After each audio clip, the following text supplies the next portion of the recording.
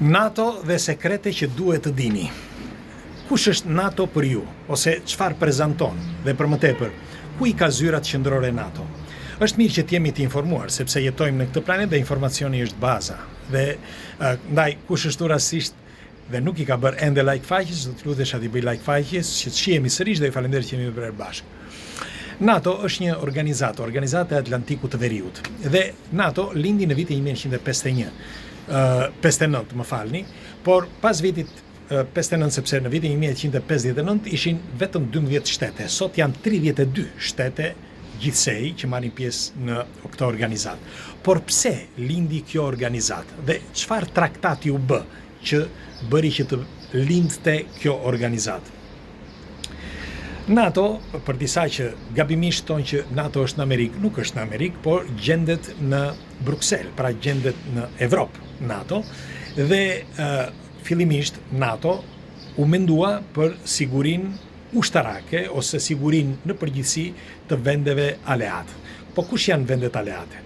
Vendet aleate janë duke filluar që nga Amerika, dhe fillimisht tash ishin 12 shtete, duke filluar nga Amerika, Franca, Shqipëria jo, Italia, Islanda, e tjerë, Anglia, e tjerë. Por me kalimin e kohës morën pjesë edhe shtetet të tjera, dhe sot janë duke filluar nga Norvegjia, Belgjika, në fillimisht edhe Belgjika, edhe Hollanda, fillimisht, dhe kështu që dal nga dal, sot janë bërë 32 pjesëtar të kësaj organizate. Por pse lindi organizata? Sepse kjo është pika kyçe. Ka disa që flasin për një organizatë të masonëve, dhe masonët që të kenë një domin për sa i përket jo vetëm politikës, por edhe të ardhurave financiare, por edhe shteteve në përgjithësi, por ka të tjerë që mendojnë që ishte diçka tjetër. Çfarë? Duhet të dini që në luftën e dytë botërore ishte Gjermania kishte marrë pothuaj gjysmën e botës dhe mund të kishte plotësuar idenë e saj që të zaptonte gjithë botën dhe të bënte një shtet të vetëm në mbar botën, sepse ky ishte qëllimi i tij. Tregohet që nuk ishte qëllimi i Reichit, pra i Hitlerit, por ishte i dikujt tjetër që kishte organizuar këtë luftë. Megjithatë, ata kur vurën re që, sepse këta që kishin organizuar, kur vurën re që Rusia e përballi edhe ndonë se me humbje të mëdha, aty kuptuan që do të ngrihej një pjesë tjetër e botës. Në fakt, filluan që të ngriheshin mongolët, kinezët, e tjerë. Dhe nga ai moment u quan, si mund të quhet, pjesa tjetër, për të bërë një aleancë që të neutralizonin Hitlerin. Dhe kështu ndodhi.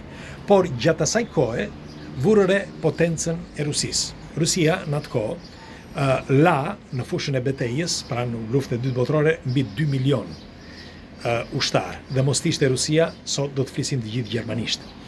Dhe tjetra, ose ndoshta ndonjë gjuhë tjetër që do vendosin ata. Megjithatë, më vonë tregohet që një sekretar i amerikan vendosi që të bënte këtë aleancë për një arsye tjetër, akoma më të rëndësishme, që Rusia po merrte hovë dhe po merrte përpjestime të mëdha, qoftë në ekonomi, por qoftë edhe në zhvillim. Në fakt, ishin të parët që shkuan në orbit, ishin të parët që ndërtuan disa objekte që te i kaluan orbitën, dhe për më tepër teknologji që ishin të papara ndonjëherë. Dhe në qoftë se do të heste me ato hapa Rusia, sot do të ishte gjithë bota do të ishte ruse.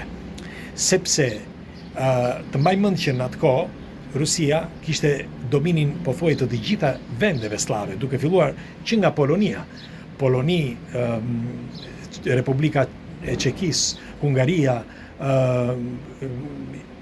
ish Jugoslavia, le temi të gjitha zonat ishin në dominin deri sipër, pastaj nga Lituania, Letonia, të gjitha ato.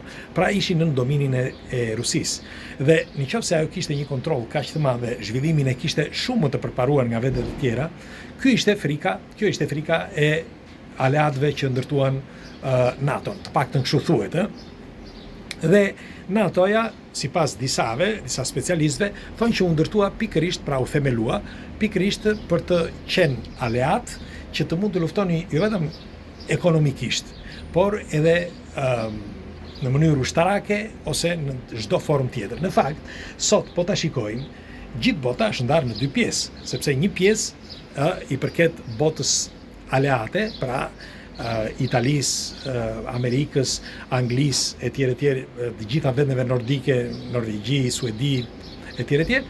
Dhe edhe pse dikush mendon që Australia nuk është aleate, por ç'është e vërteta, e pranon aleancën, vetë se nuk është në NATO, por e pranon. Pra për çdo gjë ajo futet në luftë dhe është njësoj, ka të njëjtat drejta si gjithë të tjerët, dhe mos harrojmë që Australia është një shtet shumë potent, dhe po thoshja që aleanca, sepse janë gur shau, kur vjen momenti i dur që duhet i përdorin këta gur.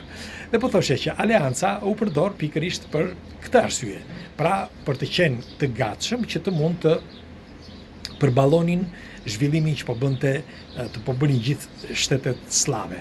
Në fakt, si ju thash, sot ne jemi dëshmitar të një bote që është ndarë më dysh, sepse BRICS, si quhet, se harrova tani, u themelua para një vit e gjysmë, dhe gjithë bota tjetër që është, si thash, NATO, është ndërtuar, themeluar që nga viti 1959, dhe në qoftë se do t'i vëmë në mënyrë në tavolinë, do të shikoni që janë që të dyja në mënyrë të barabarta, qoftë në arsenale, qoftë në ushtar, qoftë në numër të njerëzve, qoftë në çdo fushë, dhe ekonomikisht. Ndonse ekonomikisht pjesë ndërmuese, duke qenë Kina që prodhon pjesë ndërmuese të gjithë faktorëve të shërbimeve të çdo lloj forme në jetën tonë, pjesë ndërmuese pra e prodhon Kina dhe të ardhurë financiare, edhe pse merren nga ata që i prodhojnë këto, por sidoqoftë punëtorët që i ndërtojnë këto gjëra, pra kinezët, marrin të ardhurat e tyre dhe parat mbeten aty, pra një pjesë e të ardhurave financiare mbeten aty. Ndaj dhe e dëgjuat dje apo pardje Donald Trump që tha publikisht që nëse Kina do ndërhyjë në punët tona, ne do marrim masa të rrepta. Masat e rrepta dhe do bëhet pishmënd Kina, thot, sepse dihet përse. Sepse, si që kam thënë, pjesa jo sepse kam thënë unë dhe është kështu, nuk është se kam vendosur unë. Sepse, po thuaj, 80% e prodhimtarisë të gjitha fushave bëhet në Kinë. Dhe në qoftë se do të hiqet Kinës një pjesë e atyre prodhimeve, sikur ta zëm për shembull gjysma, Kina ka të ndiset në më pak se një ditë në një skëter. Te u them se përse, kjo është e vërtetë, sepse edhe pse ka buxhetin financiar shtetëror shumë të madh dhe ka edhe rezerva vetë Kina, por duhet të mbani mend, është një popull me 1,5 miliard banor. Dhe në qoftë të se gjysma e asaj që ata prodhojnë, sepse është gjysma e pilit, që quhet pil, nuk si quhet në shqip tani, nuk më vjen.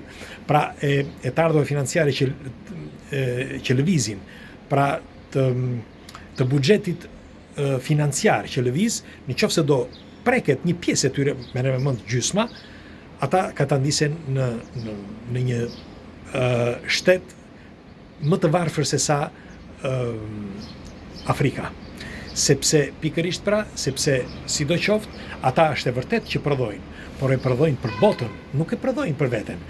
Është e vërtet që ata thonë që ne jemi të fortë etj, ne jemi ata që prodhojnë për tërë botën, dhe ai Xi Pingu që thotë që unë tani do ngër taksat, gabim.